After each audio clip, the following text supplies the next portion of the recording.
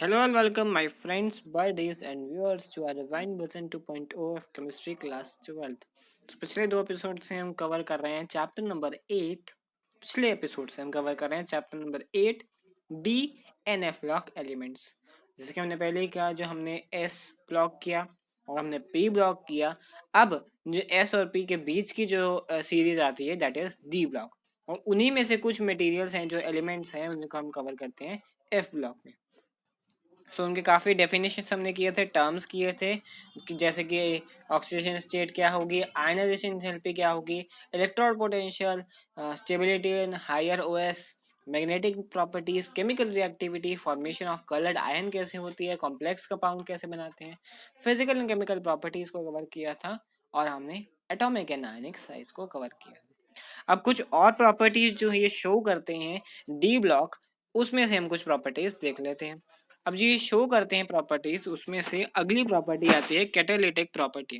Catalytic property ऐसी property है जिसमें अगर हम कोई रिएक्शन करवा रहे हैं और उसमें हम एक कैटालिस्ट डाल देते हैं, तो वो कैटालिस्ट अपने सरफेस पर उसको एक्सपेरिमेंट को, जो रिएक्शन है उसको होने देगा और उसके रिएक्शन को तेज या स्लो कर सकता है, whether it will fast the reaction और whether it will slow down the reaction. तो कैटालिटिक प्रॉपर्टीज में ट्रांजिशन मेटल अगर हैं तो उसके कंपाउंड्स या ट्रांजिशन मेटल या उसके कंपाउंड्स दोनों में से कोई भी है तो वो कैटालिटिक एक्टिविटी शो करेंगे। उसी के लिए जाने जाते हैं, कैटालिटिक बिहेवियर रखने के लिए ट्रांजिशन मेटल जाने जाते हैं। जो कैटालिस्ट हैं सॉलिड सरफेस पर, वो फॉर्मेशन ऑफ बॉन्ड्स, जो रिएक्टेंट के मॉलिक्यूल्स होंगे उनके बीच में कुछ बॉन्ड फॉर्मेशन होगी, और एटम मॉलिक्यूल्स और एटम के बीच में बॉन्ड फॉर्मेशन होगी, और ये सारा काम अपने कैटलिस्ट अपने सरफेस पर होने देगा। जो इफेक्ट है इसका इफेक्ट है वो increase in concentration of reactant at the catalyst surface. जो रिएक्टेंट है उसका कंसंट्रेशन कैटलिस्ट के सरफेस पर इंक्रीज होगा, और साथ ही साथ जो वीकनिंग ऑफ बॉन्ड्स है, जो रिएक्टिंग मॉलिक्यूल्स हैं, वो अगर बॉन्ड कम है तो वीक होंगे, जनरली वीक ही होते हैं बॉन्ड्स। अगर एक गैस की बात करें तो जनरली बॉन्ड्स वीक होते हैं, बट अगर हम सॉलिड की सरफेस की बात करें या मेटल की बात करें तो मेटल के बॉन्ड्स वीक नहीं होते, because they are not brittle. Brittle का मतलब जो टूट जाए, और अगर नहीं टूटता तो उनके बॉन्ड्स स्ट्रांग है। और जो रिएक्टिंग मॉलिक्यूल्स हैं ट्रांजिशन मेटल की वजह से, ट्रांजिशन मेटल जो ऑक्सीजन स्टेट में अपनी चेंज होती है, इसी वजह से ये इफेक्टिव कैटलिस्ट भी होते हैं। तो ये कैटलिस्टिक प्रॉपर्टी है इसकी। बात करें फॉर्मेशन ऑफ इंटरस्टिशियल कंपाउंड। अब इंटरस्टिशियल कंपाउंड्स वो होते हैं जो कि फॉर्म अगर करने हैं, बनाने हैं, तो हमें एक क्रिस्टल लेटेस लेना पड़ेगा ट्रांजिशन मेटल का, और उसके अंदर हाइड्रोजन, कार्बन या नाइट्रोजन, हाइड्रोजन, कार्बन, नाइट्रोजन, इन जो हमारे पास तीन एलिमेंट हैं इनको ट्रैप करना पड़ेगा उस क्रिस्टल लैटिस में जो मेटल का, ट्रांजिशन मेटल का है। यूजुअली ये नॉन स्टिकियोमेट्रिक होते हैं, और ये ना ही आयनिक होते हैं और ना ही कोवेलेंट बॉन्ड के साथ ये फॉर्म होते हैं। जिनके एग्जांपल हैं वो है TiC Mn4n, Fe3H, VH.56, TiH 1.7 etcetera. जो इनके इसी नेचर, जो जैसी इनकी कंपोजिशन होती है उसी की वजह से इनको हम इंटरस्टिशियल बीच के कंपाउंड्स कहते हैं। अब इनकी फिजिकल और केमिकल कैरेक्टरिस्टिक्स कैसे होती हैं वो देख लेते हैं। इनका जनरली हाई मेल्टिंग पॉइंट होता है जो प्योर मेटल से ज़्यादा ही होगा हमेशा। हार्ड होते हैं ये, मतलब बॉन्ड बॉन्ड स्ट्रॉन्ग बने हुए, बॉन्ड फॉर्मेशन इनका स्ट्रॉन्ग है। अपनी मेटालिटिक कंडक्टिविटी को ये रिटेन करते हैं। अगर इंटरस्टिशियल कंपाउंड्स बनते हैं तो उसमें अगर हाइड्रोजन, कार्बन या नाइट्रोजन आ जाए तब भी ये अपनी मेटालिक कंडक्टिविटी, जो कंडक्ट कर सकते हैं, इलेक्ट्रिसिटी पास कर सकते हैं, वो अपनी प्रॉब्लम करते हैं। केमिकली ये इनहर्ट होते हैं। केमिकल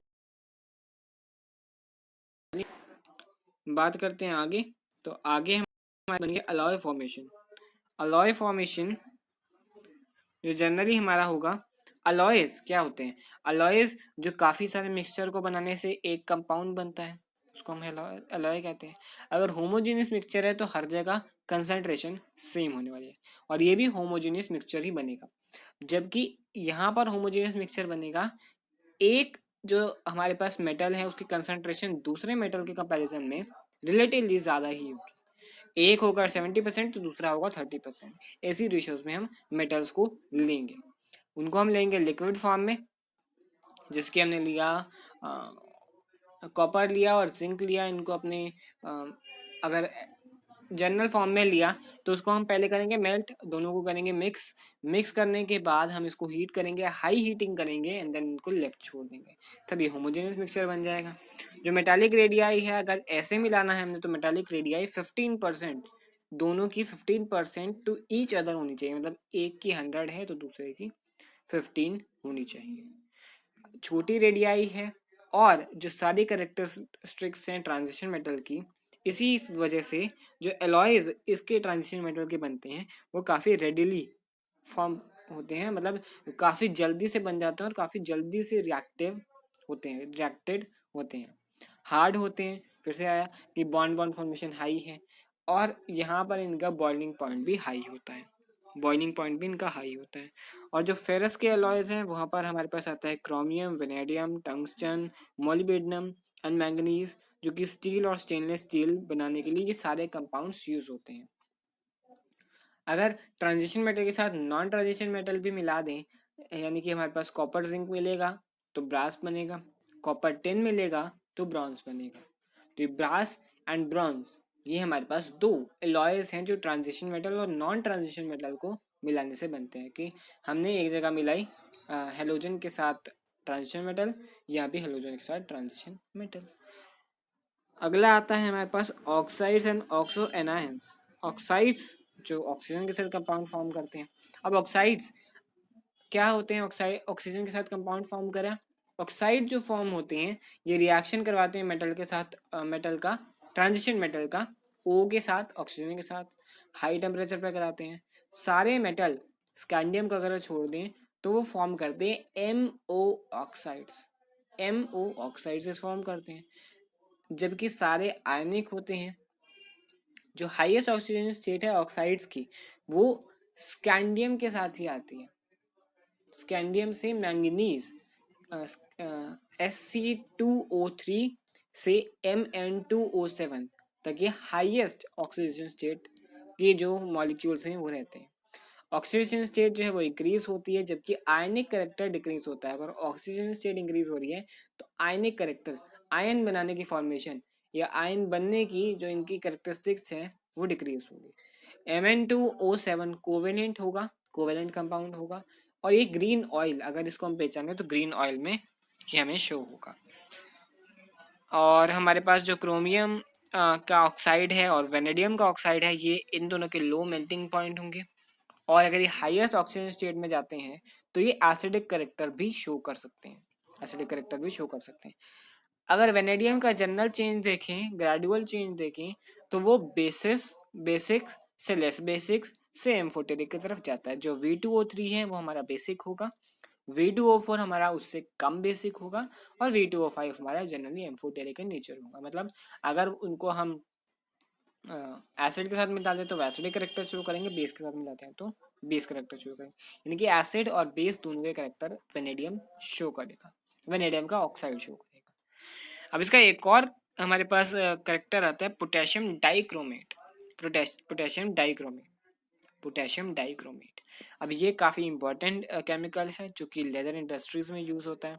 ऑक्सीडेंट है प्रिपरेशन के लिए क्योंकि इससे काफ़ी एजो कंपाउंड्स बनते हैं। जो रिएक्शन हमें नीचे देखने को मिल रहा है वो यही कंपाउंड है जो Fe, जो फेरस या फेरस डाइक्रोमेट है उसके साथ हमने सोडियम सोडियम Na2CO3 को मिला दिया प्लस ऑक्सीजन में इसको हमने हीट किया तो हमारे पास सोडियम क्रोमेट बना, Na2CrO4 सोडियम क्रोमेट बना। उसके साथ फेरस का ऑक्साइड बना और कार्बन डाइऑक्साइड के मॉलिक्यूल्स जनरेट हुए। येलो सॉल्यूशन होगा हमारा सोडियम क्रोमेट का, उससे हम उसको पहचान सकते हैं। सोडियम क्रोमेट जो है वो पोटेशियम क्रोमेट जो कि K2Cr2O7 है उससे ज़्यादा सॉल्युबल होगा अगर इसको हम वाटर में डिसॉल्व करते हैं। सो Na2Cr2O7 जो हमारा ये है सोडियम क्रोमेट, सोडियम क्रोमेट या डाइक्रोमेट, सोडियम डाइक्रोमेट, ये अगर हम KCl पोटेशियम क्लोराइड में अगर मिला देते हैं तो हमारा पोटेशियम डाइक्रोमेट जनरेट हो जाएगा K2Cr2O7 और सोडियम क्लोराइड उसके साथ जनरेट होगा। इसी के साथ हमारा डी ब्लॉक के जो कंपाउंड्स हैं, जनरली जितने भी कंपाउंड्स हैं, जनरली जितने भी टर्म्स एंड डेफिनेशन हमने जाननी थी वो हमने जान ली है, बाकी हम आगे क्वेश्चन करते ही रहेंगे। तो इसी के साथ हमारा जो ये डी ब्लॉक है ये ओवर हो जाता है और अगले एपिसोड से एफ ब्लॉक का कवर करना स्टार्ट कर देंगे। सो इसी के साथ so that's the summarization of this episode. I hope you all will understand the topics covered in this video, especially जो इसके ending topics हैं डी ब्लॉक के। तो डी ब्लॉक हमारा है 3 to 12 ग्रुप, उसके सारे जो डेफिनेशन हमने करनी थी वो कर दी। जनरली डी ब्लॉक कैसा होता है वो हमने जान चुके हैं और उसके सारे करेक्टरिस्टिक्स हम जान चुके हैं कि उसकी ऑक्सीडेशन स्टेट से, एटॉमिक रेडियाई से, ऑक्साइड से, अलॉय फॉर्मेशन कैसे करते हैं, कैटालिटिक प्रॉपर्टी कैसे शो करते हैं, तो वो सारी चीज़ें हमने जान ली है। मैग्नेटिक प्रॉपर्टीज में हमने बोहर मैग्नेट्रॉन देख लिया। बोहर मैग्नेट्रॉन के काफ़ी क्वेश्चंस आते हैं कि हमें एक कंपाउंड दे दिया, जनरली Cr2 प्लस Cr+2 की ऑक्सीजन स्टेट के साथ हमें दे दिया, तो हमें उसका Bohr magnetron sorry not Bohr magnetron, हमें मैग्नेटिक मूवमेंट निकालना है। तो मैग्नेटिक मूवमेंट निकालेंगे कैसे, Cr2 प्लस है। सो Cr2 प्लस में हम क्या देखेंगे कि Cr है 24, Cr है 24, तो उसके जनरल हमारे पास जो वैलेंस इलेक्ट्रॉन्स होंगे डी ऑर्बिटल में, वो डी ऑर्बिटल में कितने होने वाले हैं, 4s 3d5 4s1, 3d5 4s1। तो अगर दो इलेक्ट्रॉन्स निकल गए तो s से एक इलेक्ट्रॉन निकला, 4s0 हो गया, और 3d5 था तो 3d5 से भी एक इलेक्ट्रॉन निकला, देन 3d4 हो गया। तो 4 हमारे पास अनपेड इलेक्ट्रॉन बचे, तो 4 अनपेड इलेक्ट्रॉन, तो n की जगह हम डालेंगे 4, अगेन n की जगह डालेंगे 4, तो 4 into 4+2 √24 and √24 is equal to 4.8 something around that। सो ये हमारे पास जनरली बन जाएगा। बोहर मैग्नेट्रॉन पे काफ़ी क्वेश्चंस आते हैं, मैग्नेटिक मूवमेंट काफ़ी अच्छे से करना चाहिए क्योंकि इसी पे न्यूमेरिकल्स जनरली बनते हैं। सो डी ब्लॉक यहाँ पर ओवर होता है और इसी के साथ हम अगले एपिसोड से स्टार्ट करेंगे एफ ब्लॉक एलिमेंट्स, और इस आई थिंक एक एपिसोड में हमारा एफ ब्लॉक भी कंप्लीट हो जाएगा और इसी साथ हमारा ये चैप्टर भी कंप्लीट हो जाएगा। So bye bye and thank you so much.